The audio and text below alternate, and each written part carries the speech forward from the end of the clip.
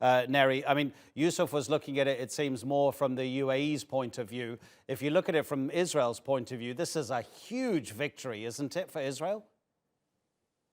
I believe so, yes. As your correspondents and earlier said, this overturns what happened yesterday. The deal between Israel and the Emiratis overturns really several decades of this paradigm that people were working with in terms of peacemaking in the Middle East, namely land for peace. And you saw that in 1979, Israel withdrew fully from the Sinai Peninsula for peace with Egypt.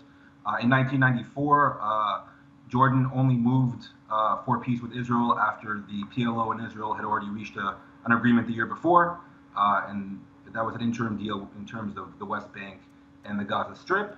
And then the 2002 Arab Peace Initiative, which your correspondent correctly said, called for a full Israeli withdrawal from the West Bank in return for normalization with the rest of the Arab world.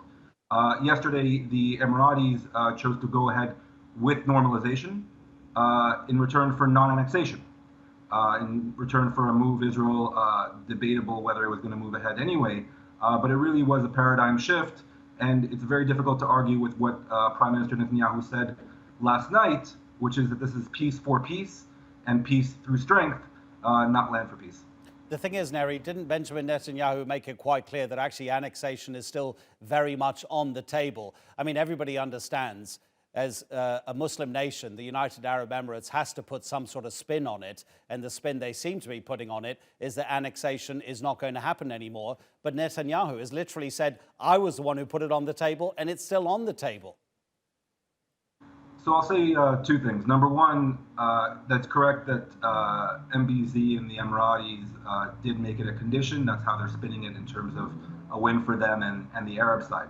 However, Netanyahu had to get up last night and deflect domestic internal Israeli criticism in terms of not moving forward with annexation.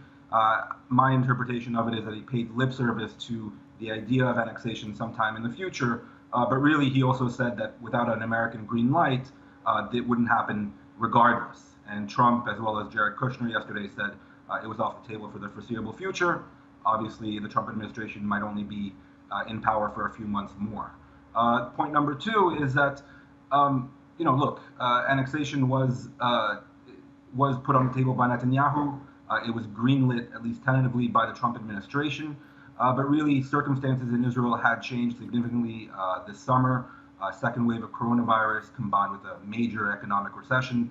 It was really debatable whether Netanyahu both had the political capacity as well as the domestic buy-in to actually move ahead with annexation, regardless of this recent Emirati deal. Neri, always appreciate your analysis. Neri Zilber speaking to us from Tel Aviv.